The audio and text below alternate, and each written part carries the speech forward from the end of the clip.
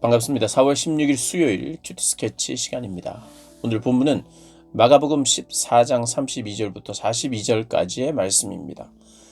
오늘 본문은 이렇게 시작합니다.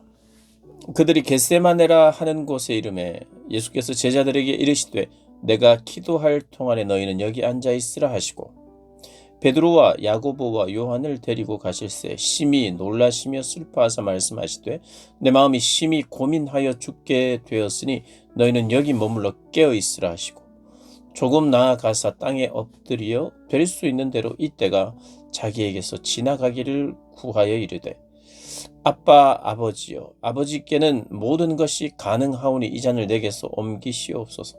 그러나 나의 원대로 마시옵고 아버지의 원대로 하옵소서 하시고 돌아오사 제자들이 자는 것을 보시고 베드로에게 말씀하시되 시몬아 자느냐 네가 1시간도 깨어 있을 수 없더냐 시험에 들지 않게 깨어 있어 기도하라 마음에는 원이로되 육신이 약하도다 하시고 다시 나아가 동일한 말씀으로 기도하시고 다시 오사 보신즉 그들이 자니 이는 그들의 눈이 심히 피곤함이라.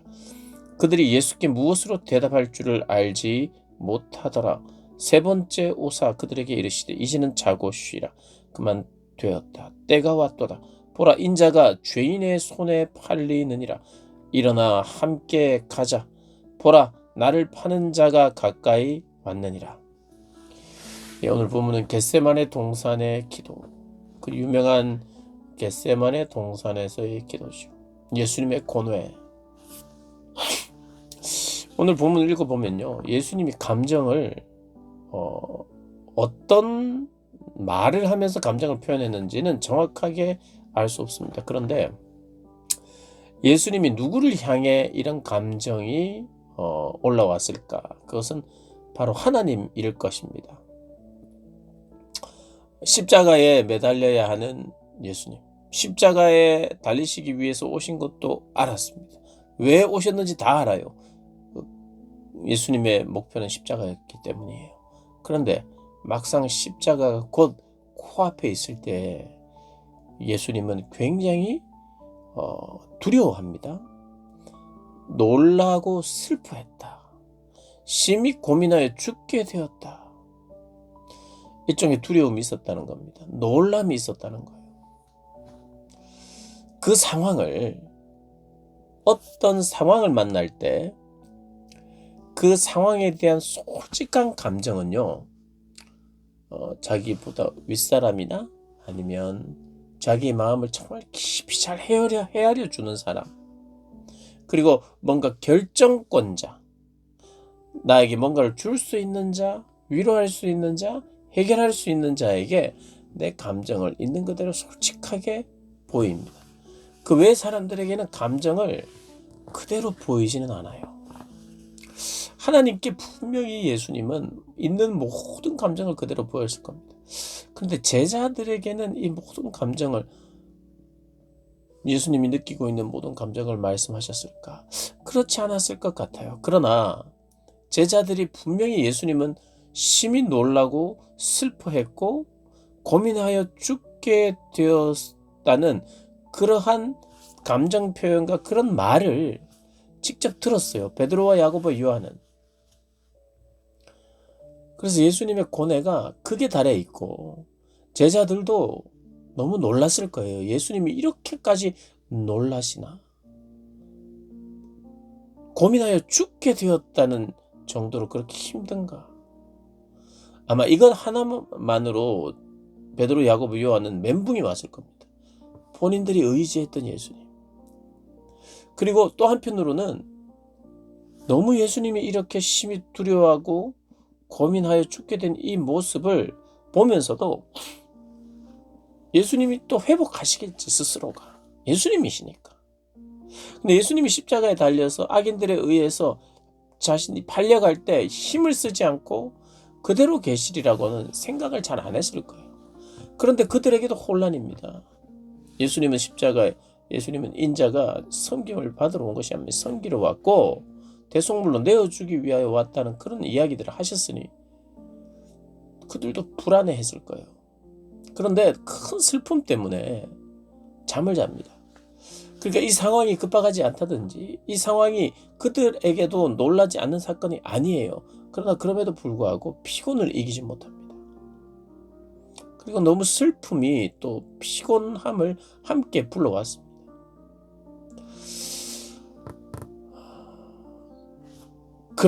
이런 이 상황에서 그들은 잠을 잘 수밖에 없는 그런 상황. 그래서 예수님께서 한시라도 깨어있지 못하겠느냐. 마음은 너희들이 원하는데 육신이 약하도다. 육신의 한계. 그걸 이야기를 합니다. 그러나 우리 앞에 놓인 시험을 이길 힘은 기도밖에 없다는 것을 예수님은 이 마지막 순간까지도 이제 끌려가시기 전에도 제자 교육하고 있어요.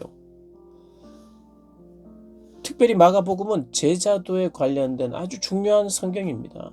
근데 이 제자도는요, 제자들이 하지 못하는 것을 중심으로 반드시 해야 되는데 잘 못하는 것을 중심으로 제자도를 가르쳐주고 있어요. 제자들이 이렇게 해야 되는데 못하고 있고 저렇게 해야 되는데 못하고 있고 참된 중심은 아직 결여되어 있는 그런 모습을 통해서. 그러나 예수님은 계속해서 제자들을 가르칩니다. 오늘 본문은요, 그런 마가복음의 제자도라는 측면에서 예수님이 마지막 시간까지 가르치시는 게 있는데 기도예요. 기도는 나의 뜻을 구하는 것이 아니라 아버지의 뜻을 구하는 것이다. 그래서 나도 내가 할 수만 있거든. 아버지는 모든 것을 하시니까. 모든 것을 하시는 하나님. 때를 쓰는 것 같은 기도. 그러니까 아빠라고 하는 거예요. 아빠의 친밀감. 그리고 아빠에 대한 신뢰. 아빠, 내가 이거 하지 않을 수만 있다면 안 하고 싶어요. 그러나 난 아빠를 믿어요. 아빠가 가장 좋은 길을 알고 아빠의 뜻을 내가 믿어요. 하고 하나님 앞에 기도하는 것입니다. 어쩌면 아빠라는 게 지금 이런 큰 슬픔 중에 다 큰 30살이 넘은 인간의 나이로는 그렇죠. 아빠가 갑자기 나오는 것은 어색해요. 그러나 아빠에 대한 친밀감, 그리고 어떤 면에서는 또 때 아닌 때를 쓰는 듯한 인간의 권위를 이야기하면서 아빠를 부르는 그러한 장면인 거죠.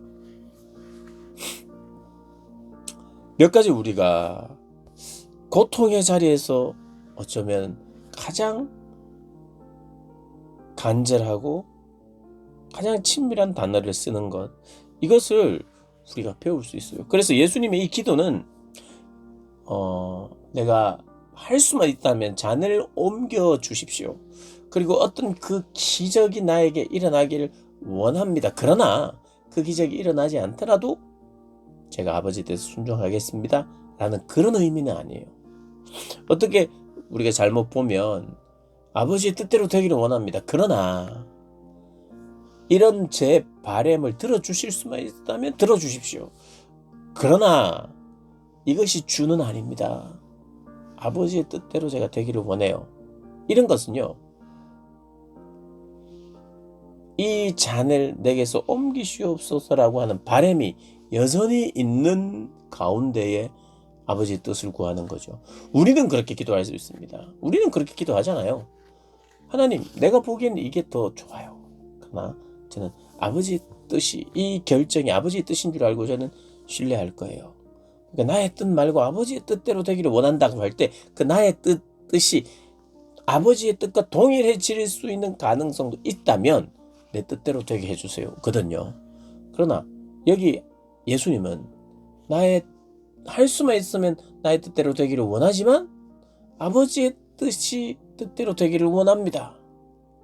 혹시 내가 지금 바라고 있는 이것이 아버지의 뜻이 될 수도 있다면 아버지 그렇게 해주십시오라고 하는 뉘앙스가 있긴 있으나 예수님의 그런 고뇌 어린 기도는 그분으로 하여금 나는 십자가를 안 갈 수 있으면 안 가게 해주십시오라고 하는 그런 그분의 바람은, 인간적인 고뇌는 전혀 없어진, 고뇌는 있고 슬픔은 있지만 그러나 할 수만 있으면 이렇게 해주십시오라고 하는 마음이 완전히 사라진, 그렇게 될 수도 없고 그렇게 되어서도 안 되는, 내 인간적으로 슬픔과 고통과 두려움과 한계와 이런 것이 나를 지금 주장하고 있어도 이런 가운데서도 아버지의 뜻이 이루어져야 됩니다. 아버지의 뜻만 이루어져야 됩니다. 그리고 그 뜻은 너무나도 분명합니다. 십자가를 지는 건 너무나도 분명합니다. 라고 하는 기도가 이 기도를 통해서 그 기도에 이르는 것이지요. 여기 보면요. 그림을 보면 좀 재밌는 부분들이 있습니다.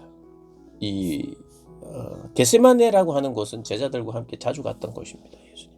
그런데 제자들을 12명을 이렇게 데리고 가서 9명에게는 얘들아 너희는 여기에서 32절에 앉아 있어라 이렇게입니다. 앉아 있으라 그럽니다. 기도하라 말 안 해요. 쉬어라 앉아 있으라. 그리고요 베드로 야고보 요한은 데리고 좀 더 데리고 갑니다. 더 깊은 곳으로 가서 이렇게 이야기해요. 나 너무 지금 심히 고민하여 죽게 되었다. 이야기. 왜 이 3명에게만 이 감정을 표현하고 나머지 8명에는 8명에게는 이 감정을 표현하지 않았을까? 또 아니 다 기도하려면 다 기도해야 되고 어떤 제자는 기도해야 되고 어떤 제자는 기도 안 해도 되고 이런 건가? 이런 질문을 하게 돼요. 근데 우리가 굉장히 이것을 좀 어렵게 분석하고 생각하기보다는 조금 쉽게 하나님은 구약도 그렇고 신약도 그렇고 보다도 핵심 그룹, 보다도 거룩하고 경건하고 구별된 사람들을 통해서 더 많은 하나님과의 교제와 때로는 더 많은 하나님의 능력을 부어주시는 방식으로 그렇게 사역해 오셨어요. 예수님도 마찬가지입니다. 베드로, 야고보, 요한과 다른 제자들은 차별이 있는가? 이 차별이 아니에요. 구별입니다. 구별. 다른 용도로 하나님께서 쓰고 싶은 거예요. 더 가까운 코어 그룹으로, 핵심 그룹으로 주님이 더 핵심적으로 가르칠. 그런데 알고 보면 이들이 굵직한 교회에서의 자리들을 감당해야 될 사람들이에요. 그러니까 더 가까운 곳에서 더 기도에 대해서 또 한 번 더 가르치는 거죠. 그리고 또 다른 측면으로는 예수님이 아버지 하나님께 기도하는 이 기도 내용을 누가 들었어요? 이들이 들었으니까 성경이 적혔다고 봐야죠. 물론 하나님은 제자들이 아무도 못 들어도 성경의 저자들을 통해서 쓰실 수 있어요. 그러나 목격자를 계속해서 예수님이 남겨둡니다. 그러니까 예수님이 아버지를 향한 마지막 때의 그 고뇌 그리고 했던 기도 이런 것들이 가까이 함께한 그 제자들에게도 들리고 아는 내용이 되도록 하시는 그런 섭리도 그런 그런 방법도 있는 것이죠.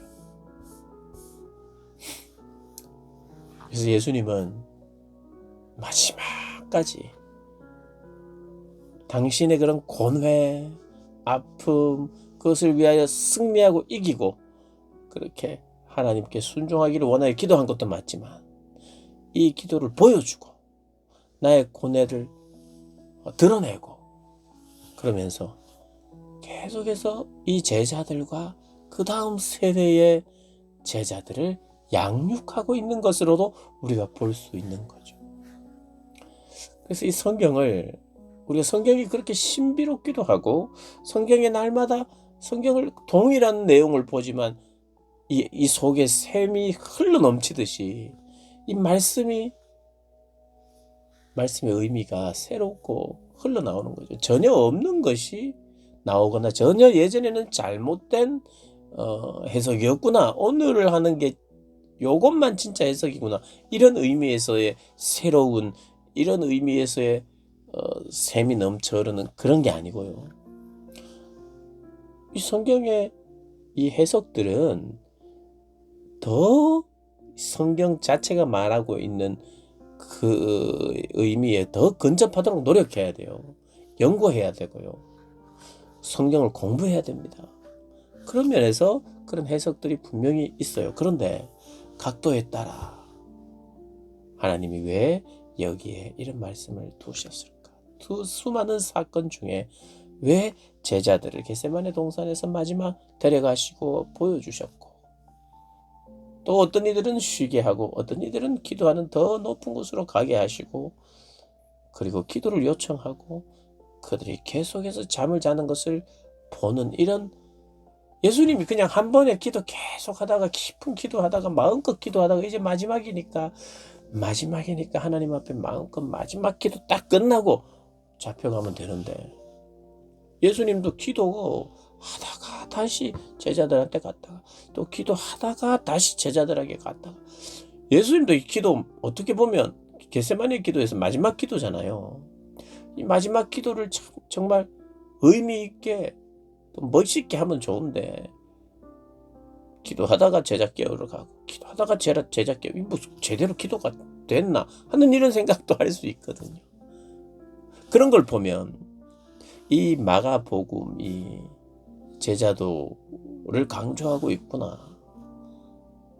최후의 마지막 예수님 기도도 결국 제자들을 가르치고 우리를 가르치기 위한 그런 장으로 사용하고 계시다는 것을 우리가 또 알게 되죠.